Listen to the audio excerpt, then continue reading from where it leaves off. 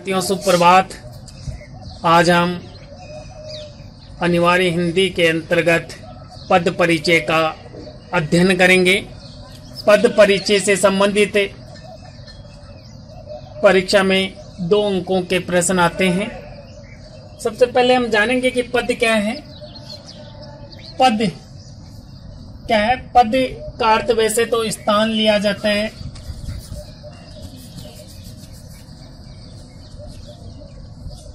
पद का अर्थ स्थान लिया जाता है। वाक्य में प्रयुक्त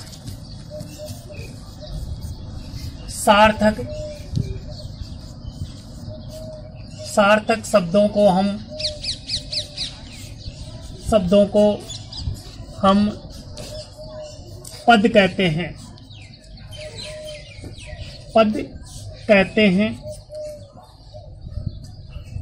व्याकरण की दृष्टि से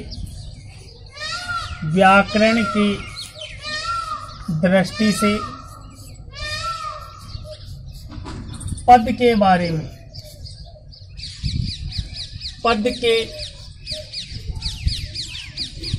में परिचय देना ही पद परिचय कहलाता है। परिचय कहलाता है।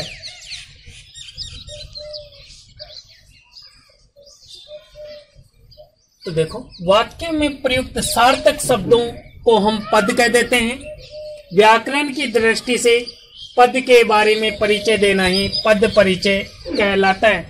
हम जानते हैं कि किसी भी डिपार्टमेंट में, किसी भी कार्यालय के अंतर्गत कोई भी अधिकारी होता है, उसके अंतर्गत हम देखते हैं कि वो किस पद पर है, किस विभाग में है, किस शाखा में कार्यरत है। उसका परिचय देना ही उसके बारे में बताना होता है। वैसे ही वाक्य में प्रयुक्त शब्द के बारे में हम उसका परिचय देते हैं कि ये संज्ञा है, सर्वनाम है, विशेषण है, क्रिया है, लिंग इसका क्या है, वचन क्या है। इसके बारे में व्याकरण की दृष्टि से संपूर्ण जानकारी देना ही पद परिचय कहलाता है। पद व शब्द में क्या अंतर है? क्या अंतर है?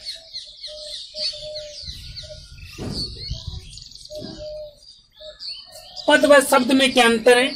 पद क्या होता है, वह शब्द क्या होता है? वाक्य से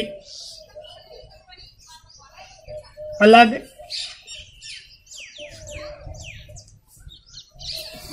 रहने वाले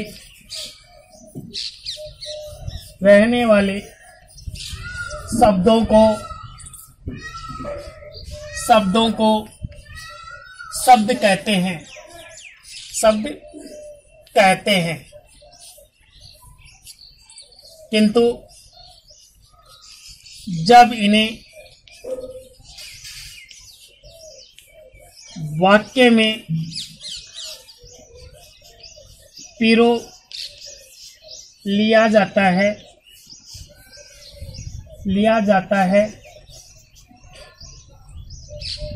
तब इन्हें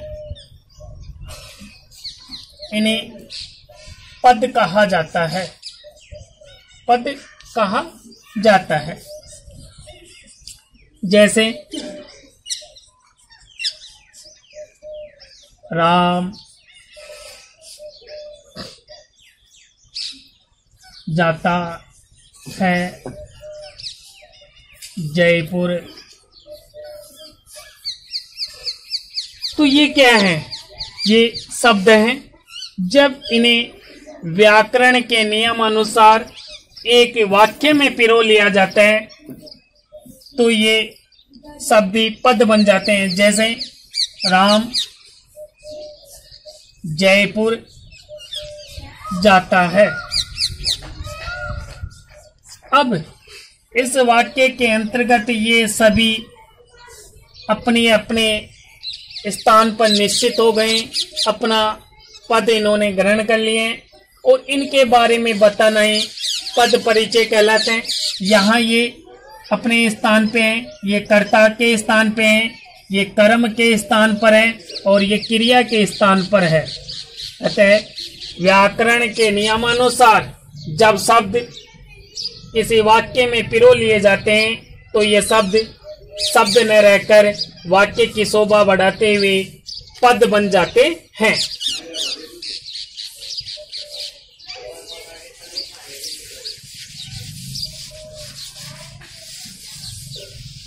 पद परिचय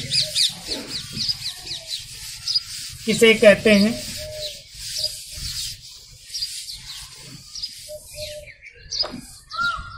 पद परिचय किसे कहते हैं?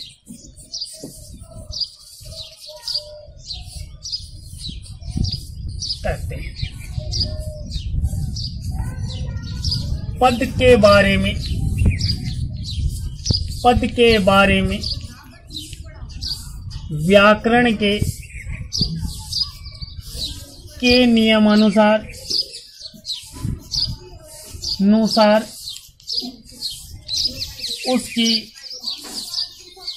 उसका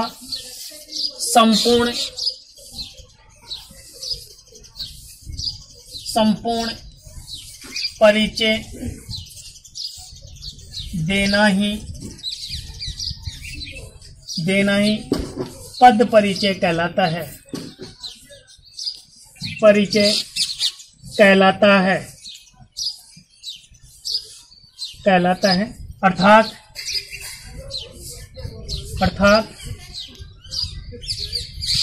पद परिचय के अंतर्गत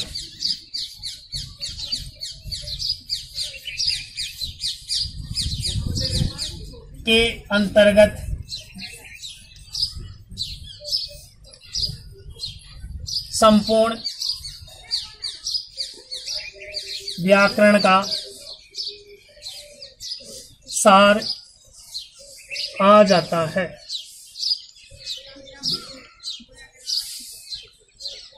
तो पद परिचय किसे कहते हैं? पद के बारे में व्याकरण के नियमानुसार उसका संपूर्ण परिचय देना ही पद परिचय कहलाता है। अर्थात पद परिचय के अंतर्गत संपूर्ण व्याकरण का सार आ जाता है। पद दो प्रकार के होते हैं।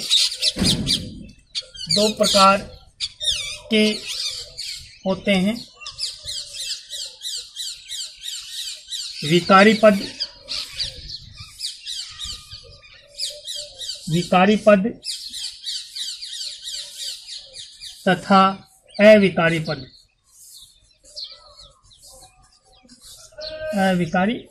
पद।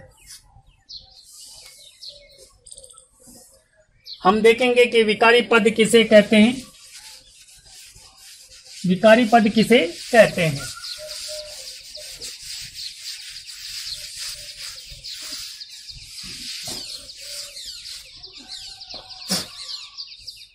विकारी पद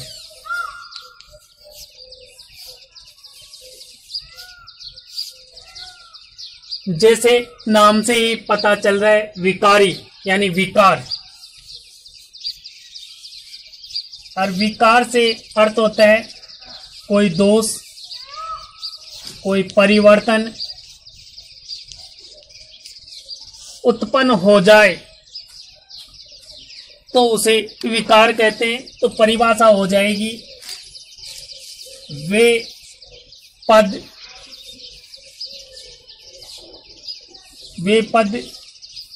जिनमें लिंग, वचन, कारक तथा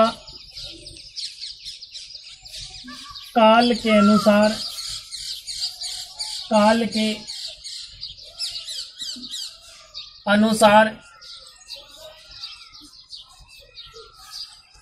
परिवर्तन हो जाता है,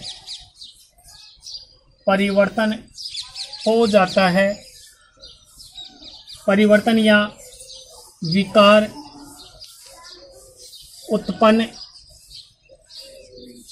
हो जाता है तो उन्हें विकारी पद कहते हैं। विकारी पद कहते हैं। जैसे विकारी पद कहते हैं, ये 4 प्रकार के होते हैं।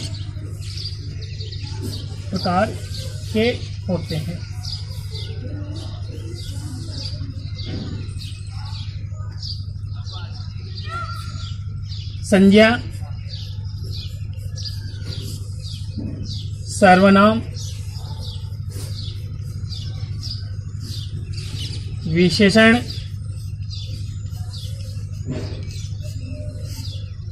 क्रिया।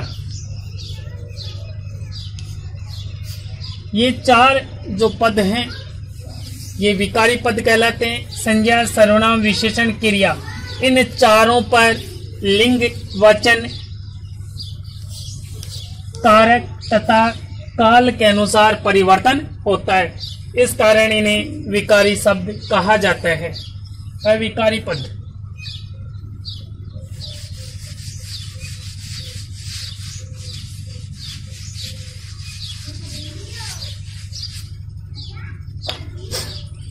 अविकारी पद। ए का अर्थ होता है नहीं, अर्थात जिनमें विकार उत्पन्न नहीं होता उन्हें अविकारी पद कहते हैं। तो परिभाषा हो जाएगी, वे पद जिनमें लिंग, वचन, कारक तथा काल के अनुसार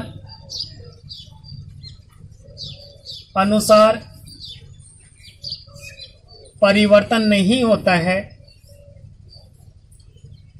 परिवर्तन नहीं होता है उन्हें अविकारी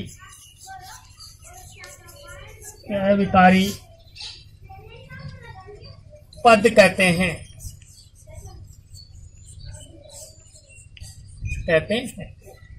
इनकी भी संख्या 4 होती है।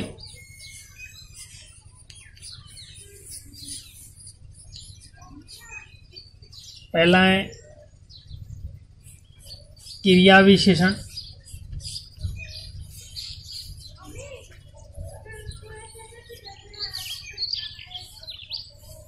संबंध बोधक, समुच्चय बोधक,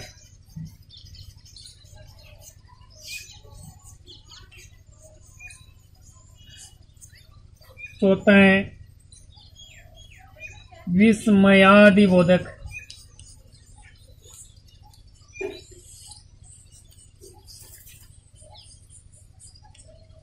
ये 4 अविकारी पद हैं। क्रिया विशेषण, संबंध बोधक, समुच्चय बोधक तथा विस्मयादि बोधक। इन पर लिंग, वचन, कारक तथा काल का कोई प्रभाव नहीं पड़ता, कोई विकार उत्पन्न नहीं होता। इस कारण इन्हें अविकारी पद कहा जाते। इनको अव्यय भी कहा जाता है। इन्हें अव्यय भी कहा जाता है।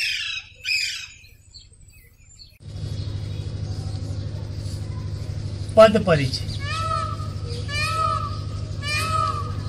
सबसे पहले हम विकारी पदों में संज्ञा का पद परिचय पढ़ेंगे। संज्ञा का पद परिचय देने के लिए हमें 5 बातों की आवश्यकता होती है। 5 बातों की आवश्यकता होती है। पहला है संज्ञा के भेद। दूसरा है लिंग, तीसरा है वचन, चौथा है कारक और पांचवा है संज्ञा का अन्य पदों से संबंध,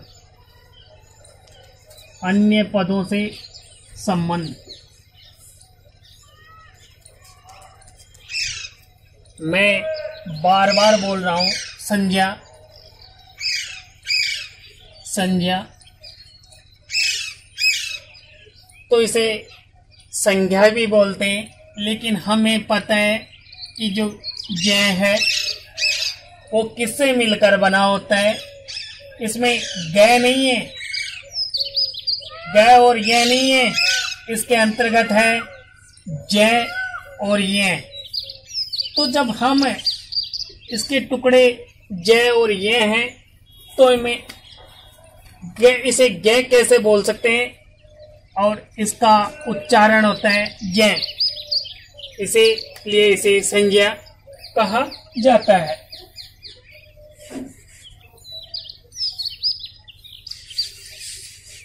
संज्ञा किसे कहते हैं, ये इसकी परिभाषा हमने पढ़ी भी थी और इसके बारे में हम जानते भी हैं।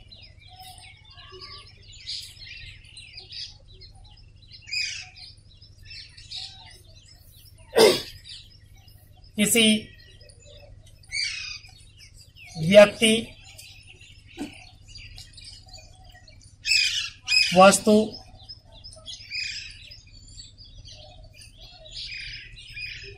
किसी व्यक्ति, वस्तु, स्थान,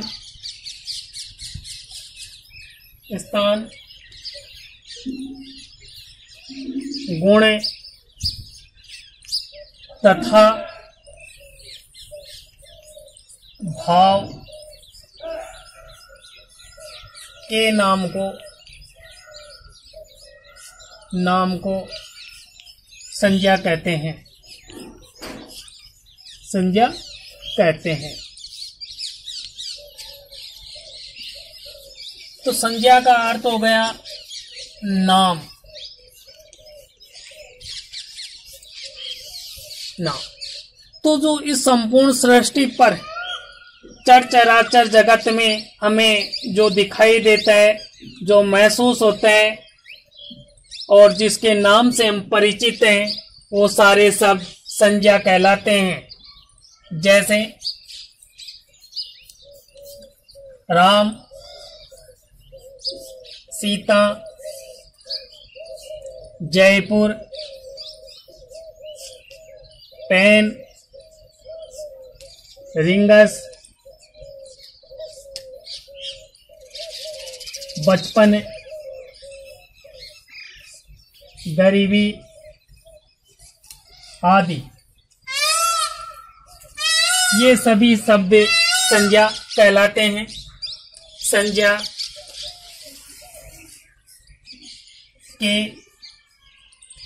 आधुनिक मान्यता के अनुसार 3 भेद हैं। पहला है व्यक्तिवाचक संज्ञा,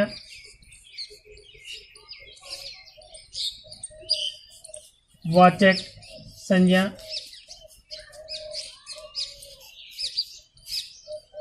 दूसरा है जातिवाचक संज्ञा,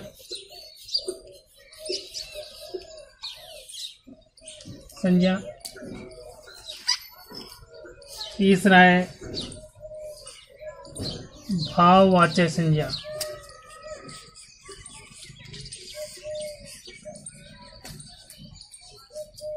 सबसे पहले हम व्यक्तिवाचक संज्ञा का अध्ययन करेंगे।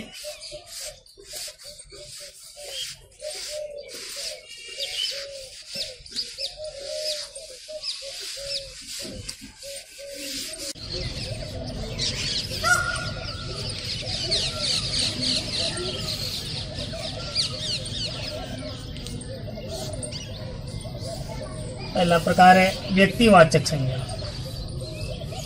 वे संज्ञा शब्द जो किसी विशेष व्यक्ति,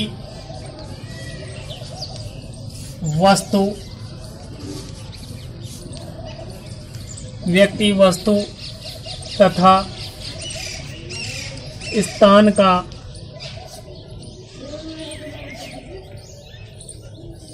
बोध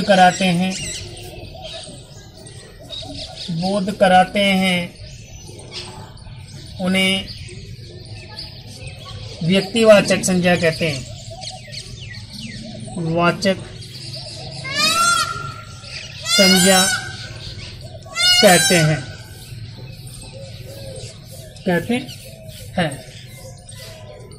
जैसे राम,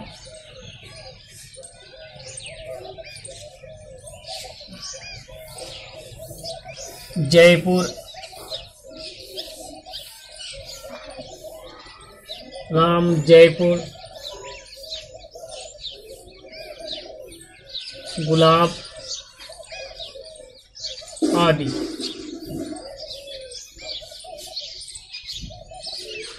अर्थात जो संपूर्ण जगत के अंदर एकमात्र इकलौता है उसे व्यक्तिवाचक संज्ञा के अंतर्गत गिना जाता है। इसके अंतर्गत व्यक्तियों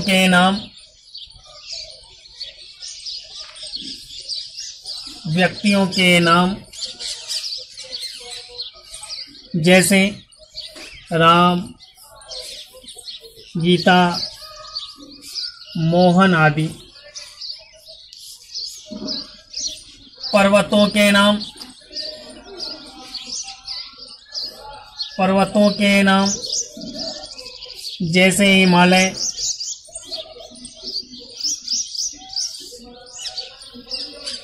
अरावली, विंध्याचल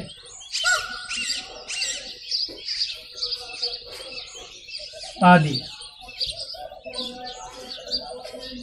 नदियों के नाम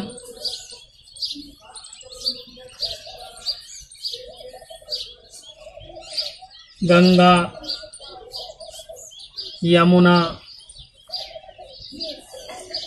माही,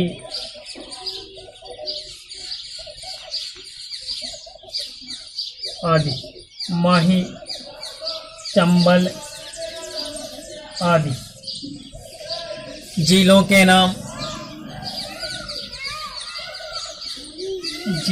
नाम सांबर,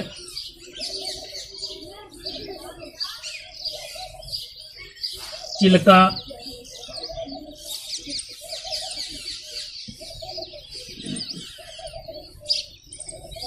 आदि। झीलों के नाम सांबर, चिल्का आदि। सागरों के नाम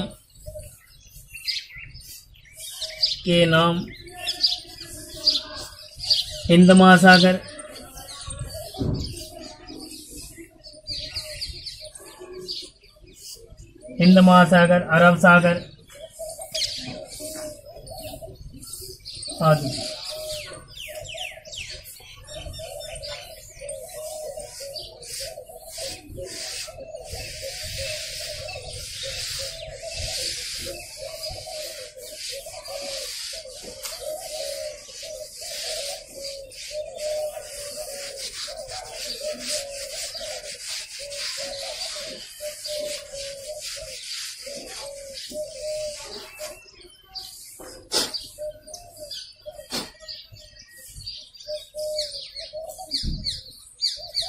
त्योहारों के नाम जैसे होली,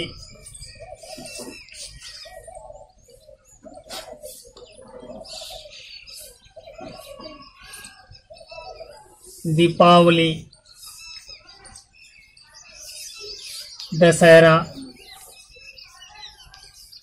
रक्षाबंधन आदि। समाचार पत्रों के नाम,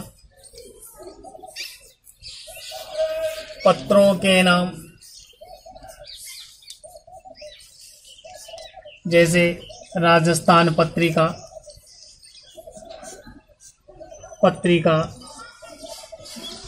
दैनिक भास्कर आदि। पंजाब केसरी, नवजयंती, हिंदुस्तान टाइम्स आदि।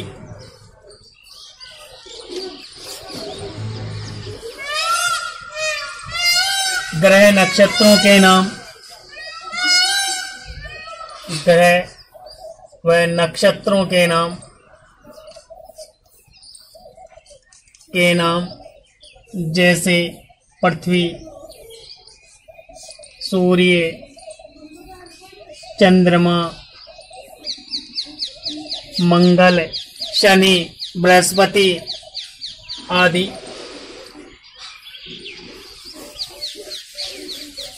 पुस्तकों के नाम,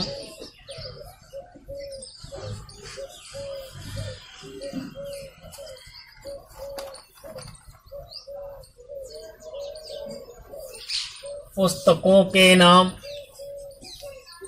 जैसे रामायण, महाभारत,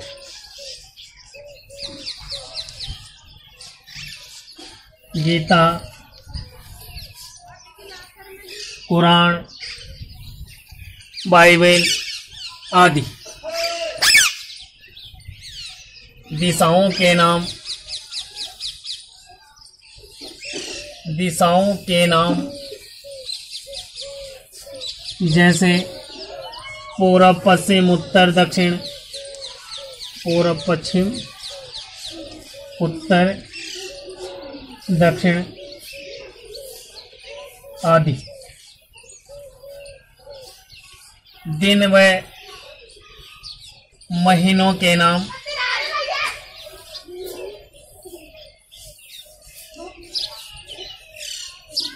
दिन व महीनों के नाम जैसे सोमवार, जनवरी, फरवरी। जातिवाचक संज्ञा,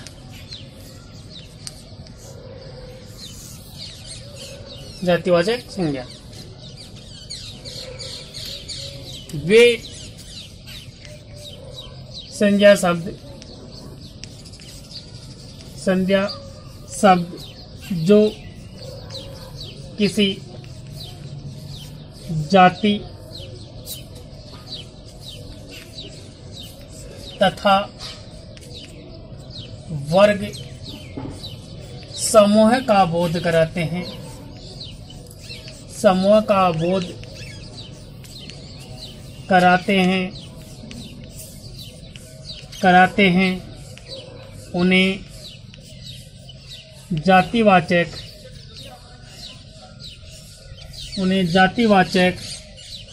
संज्ञा कहते हैं, जातिवाचक संज्ञा कहते हैं। जैसे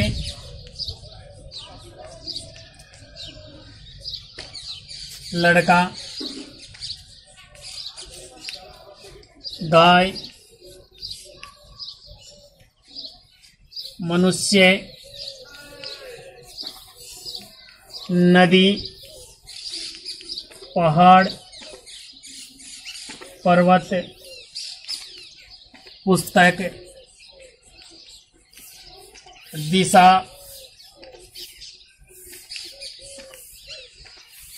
माह, दिन आदि।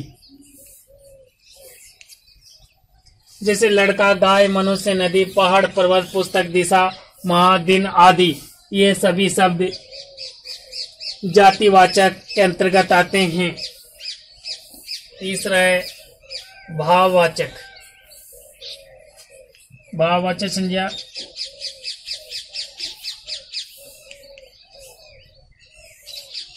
वे संज्ञा शब्द जो किसी गुण, अवगुण, भाव, दशा तथा अवस्था का बोध कराते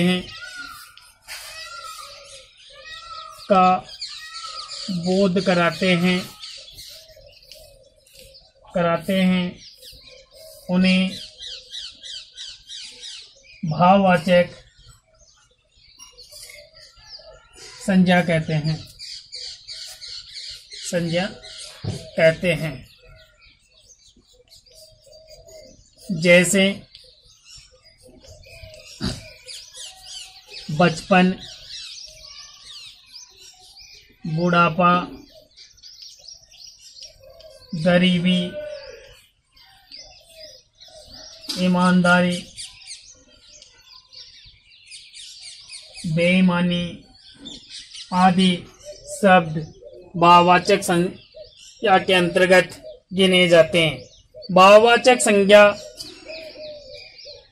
के अंतर्गत हम केवल महसूस कर सकते हैं, उन्हें स्पर्श नहीं कर सकते, जबकि व्यक्तिवाचक तथा जातिवाचक के अंतर्गत हम उन्हें देख भी सकते हैं, उन्हें स्पर्श भी कर सकते हैं।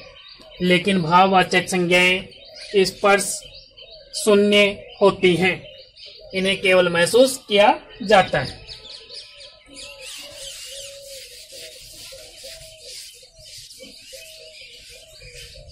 आगे देखते हैं लिंग।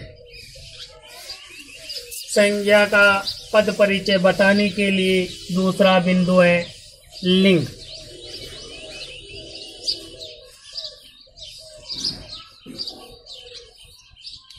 लिंग का अर्थ होता है पहचान तथा चिन्ह।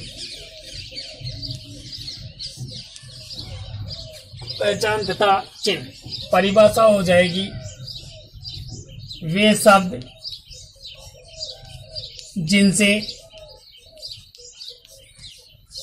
जिनसे यह पहचान होती है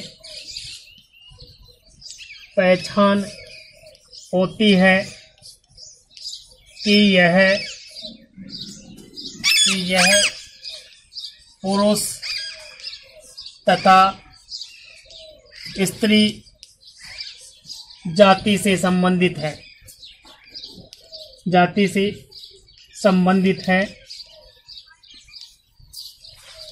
है, तो उन शब्दों को लिंग कहते हैं।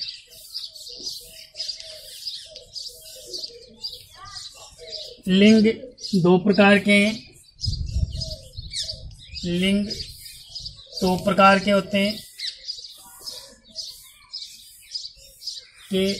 हैं। हिंदी के अंतर्गत दो प्रकार के होते हैं, पुल्लिंग और स्त्रीलिंग, जबकि संस्कृत में लिंग तीन प्रकार के होते हैं, पुल्लिंग, स्त्रीलिंग तथा नपुंसक लिंग। तो यहाँ हिंदी के अंतर्गत लिंग दो प्रकार के, पुल्लिंग तथा स्त्रीलिंग। स्त्रीलिंग हम सबसे पहले देखते हैं पुल्लिंग किसे कहते हैं। पुल्लिंग किसे कहते हैं?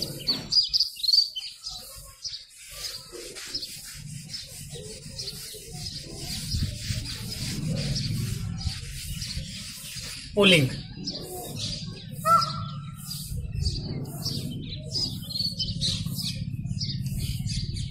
वे शब्द जिनसे पुरुष जाति का बोध होता है,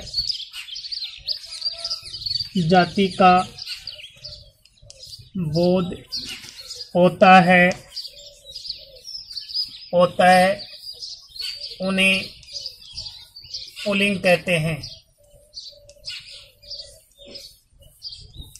हैं। जैसे राम, संजय, घोड़ा, शेर आदि। स्त्रीलिंग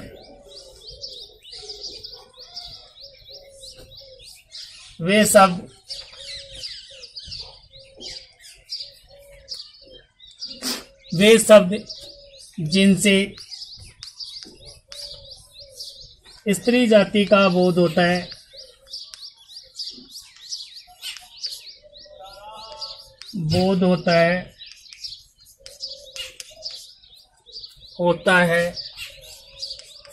उन्हें स्त्रीलिंग कहते हैं।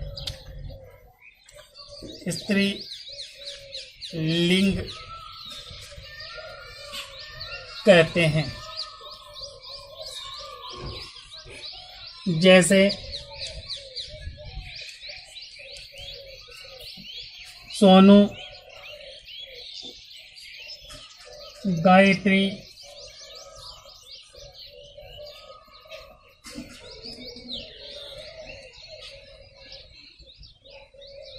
नदी,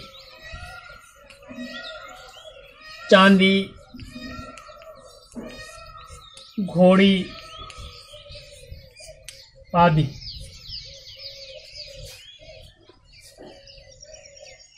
अब हम देखते हैं कुछ महत्वपूर्ण पुल्लिंग व स्त्रीलिंग शब्द।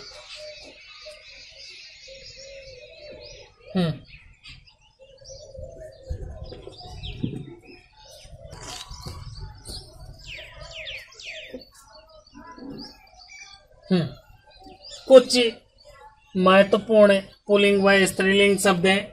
लिंग की पहचान। पुल्लिंग समुद्रों के नाम पुल्लिंग के अंतर्गत आते हैं। अरब सागर, हिंद महासागर, प्रशांत महासागर, ये सारे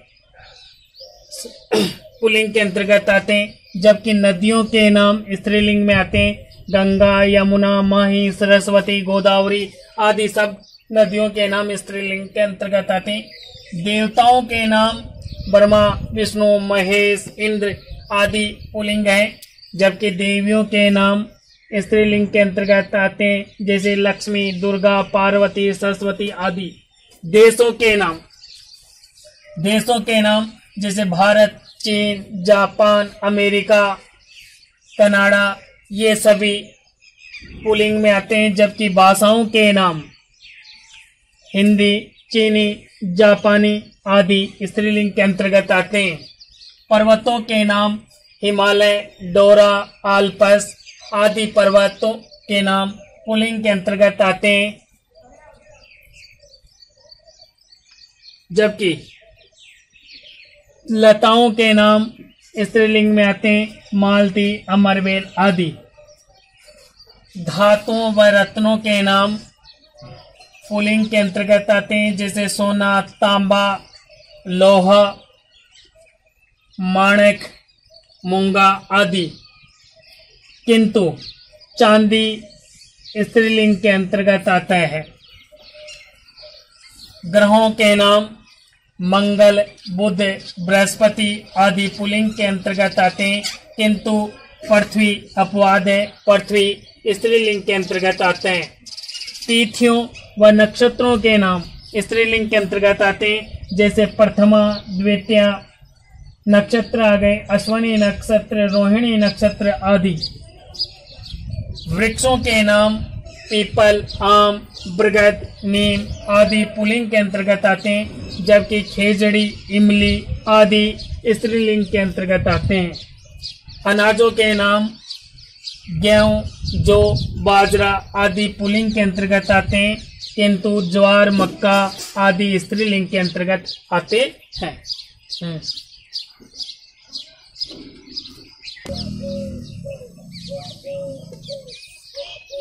तीसरा बिंदु देखते हैं, वचन। वचन से तात्पर्य संख्या से, तो इसकी परिभाषा हो जाएगी, जिस शब्द से संख्या का बोध होता है उसे वचन कहते हैं। जैसे लड़का, लड़के, लड़का शब्द पढ़ते व सुनते समय में बोध होता है कि ये अकेला है, एक है, जबकि लड़के शब्द पढ़ते समय ये हमें आभास होता है कि एक से अधिक की संख्या है, इसलिए ये बहुवचन है और लड़का एक वचन है। वचन दो प्रकार के होते हैं, एक वचन तथा बहुवचन।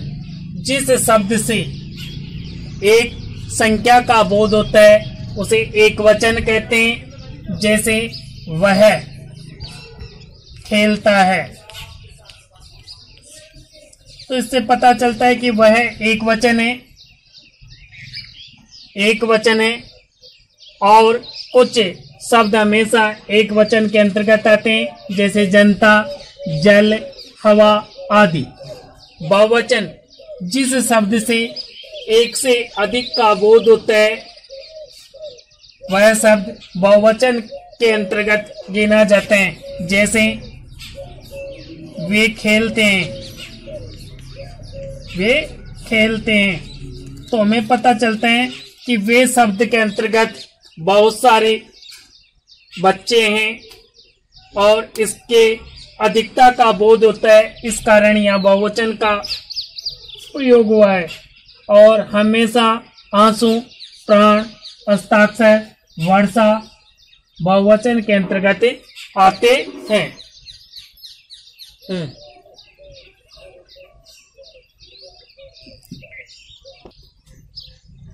कारक, कारक किसे कहते हैं?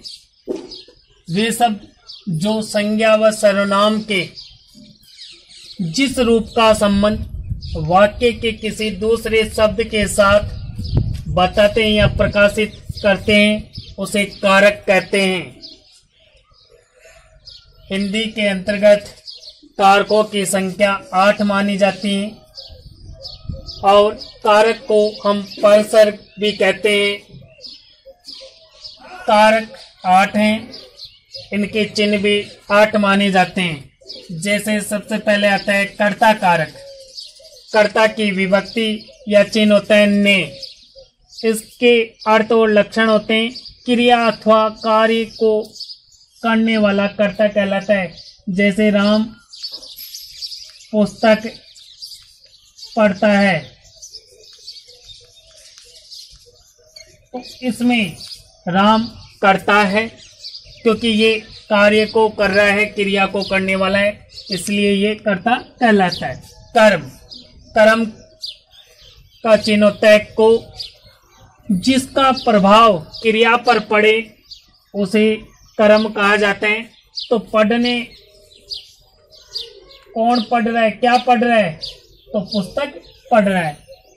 पुस्तक क्या हो गया? कर्म हो गया, पुस्तक कर्म हो गया। करण, करण से द्वारा, क्रिया का साधन। जैसे हम कहते हैं कि राम ने रावण को बाण से मारा, तो बाण से यहाँ साधन है, क्रिया का साधन है। किससे मारा गया रावण? तो वो बाण से मारा गया, इसलिए क्रिया करण का साधन है।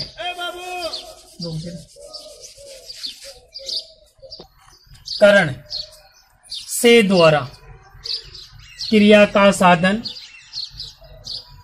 जिस साधन के द्वारा क्रिया होती है उसे करण कहा जाता है। जैसे राम ने रावण को बाण से मारा,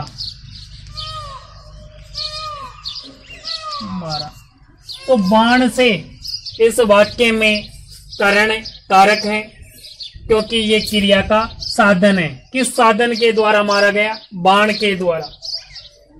संप्रदान के लिए, और इसका अर्थ होगा देना, प्रदान करने वाला।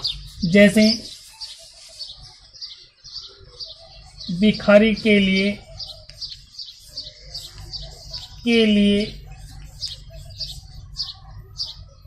वस्त्र बाहर निकाल दो, निकाल दो। इस वाक्य के अंतर्गत के लिए, किसके लिए? वस्त्र किसके लिए? किसके लिए वस्त्र? भिखारी के लिए। इसलिए यहां संप्रदान कारक है। अपादान, अपादान से अलग होने का भाव जहां व्यक्त होता है वहां अपादान कारक होता है।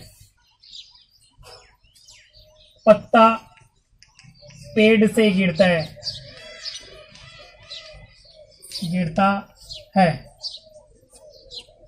पेड़ से अलग होने का भाव, इसलिए यहां पेड़ में अपादान कारक होगा।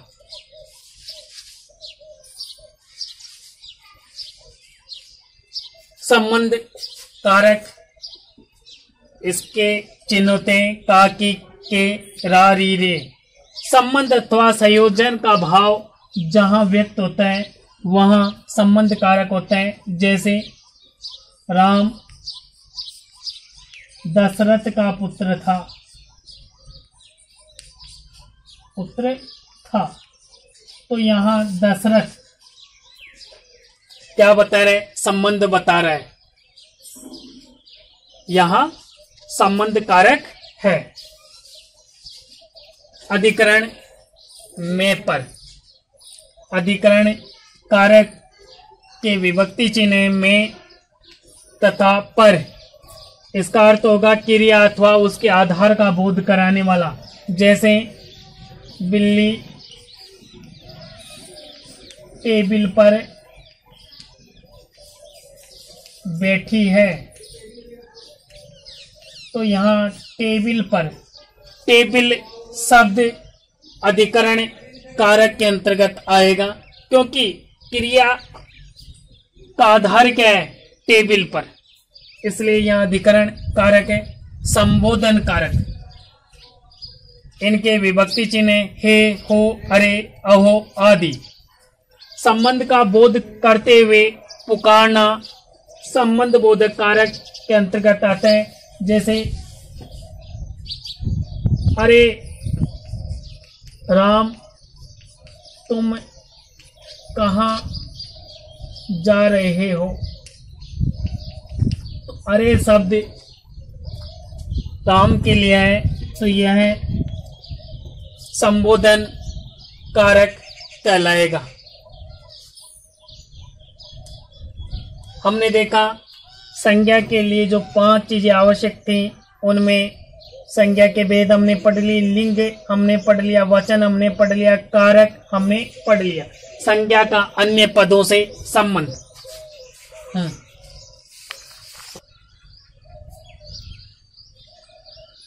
आगे 5वां बिंदु, संज्ञा का अन्य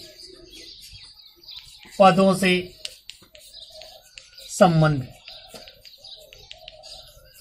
वाक्य में जो संज्ञा शब्द होता है उसका वाक्य में आए हुए पदों से क्या संबंध है? जैसे हम देखते हैं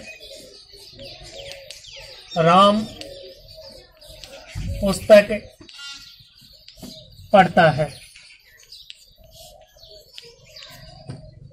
राम कर्ता हो गया,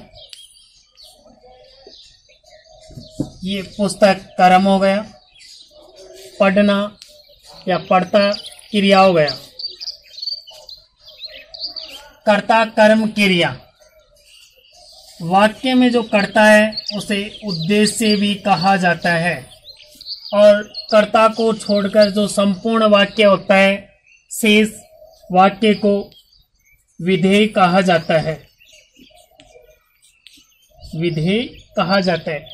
वाक्य के 2 महत्वपूर्ण अंग माने जाते हैं, उद्देश्य तथा विधेय। जैसे मान लो राम के बारे में पूछा जाए, राम संज्ञा के बारे में पद परिचय बताया जाए, तो राम क्या है?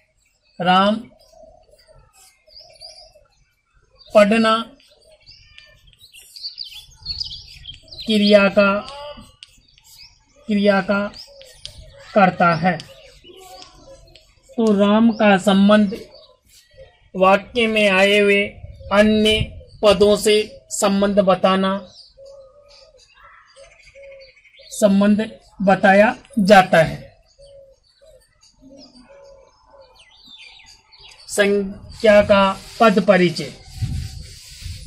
तो हमने देखा कि संज्ञा का पद परिचय बताने के लिए संज्ञा के भेद हमने पढ़े। संज्ञा के भेद लिंग हमने पढ़ा, वचन हमने पढ़ा, कारक हमने पढ़ा और संबंध संज्ञा का अन्य पदों से संबंध हमने पढ़ा। अब संज्ञा का पद परिचय पहला उदाहरण है। पहला उदाहरण है गायत्री पुस्तक पढ़ती है। यहाँ गायत्री और पुस्तक का पद परिचय बताना है। तो गायत्री, सबसे पहले तो ये देखते हैं कि संज्ञा के जो भेद हैं 3 हैं, उनमें से ये कौन सा है। तो ये है व्यक्तिवाचक संज्ञा। व्यक्तिवाचक संज्ञा। दूसरा लिंग। लिंग देखते हैं कि पुल्लिंग है या स्त्रीलिंग है। तो यह है स्त्रीलिंग। तीसरा हम देखते हैं क्रिया से हमें पता चल जाता है कि एक वचन है या बहुवचन है। तो ये है एक वचन। कारक देखते हैं कि वाक्य में किस स्थान पर है। तो वाक्य में ये कर्ता का कार्य कर रही है, इसलिए ये कर्ता कारक है। कर्ता कारक है। पांचवा संज्ञा का अन्य पदों से संबंध। तो गायत्री पढ़ना क्रिया का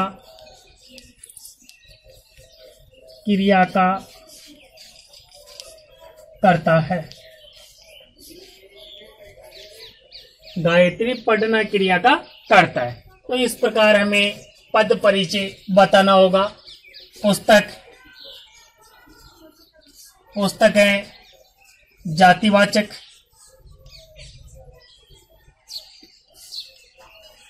जातिवाचक संज्ञा। पुस्तक स्त्रीलिंग के अंतर्गत आते हैं। एक वचन है। कर्म कारक है। कर्म कारक है। वाक्य में पढ़ना क्रिया का कर्म है। पुस्तक पढ़ना क्रिया का कर्म है।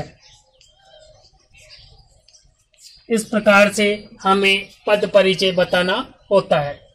दूसरा उदाहरण देखते हैं। सोनू बाग में इमली तोड़ती है। तो सबसे पहले देखते हैं सोनू। तो इसमें व्यक्तिवाचक संज्ञा है।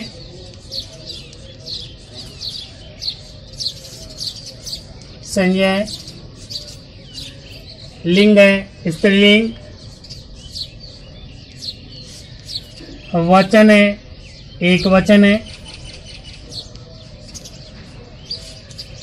कारक वाक्य में क्रिया को करने वाला है, इसलिए कर्ता कारक है। संज्ञा का अन्य पदों से संबंध। तो सोनू तोड़ना क्रिया का करता है। दूसरा देखते हैं बाग में। बाग में जातिवाचक है। एक समूह को व्यक्त करता है, जाति का बोध करा रहा है, इसलिए जातिवाचक संज्ञा है।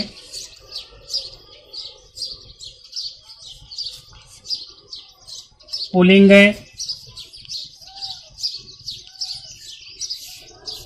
एक वचन है तथा कारक में और पर, तो अधिकरण कारक है, अधिकरण कारक है। तथा तोड़ना क्रिया का आधार है, आधार है।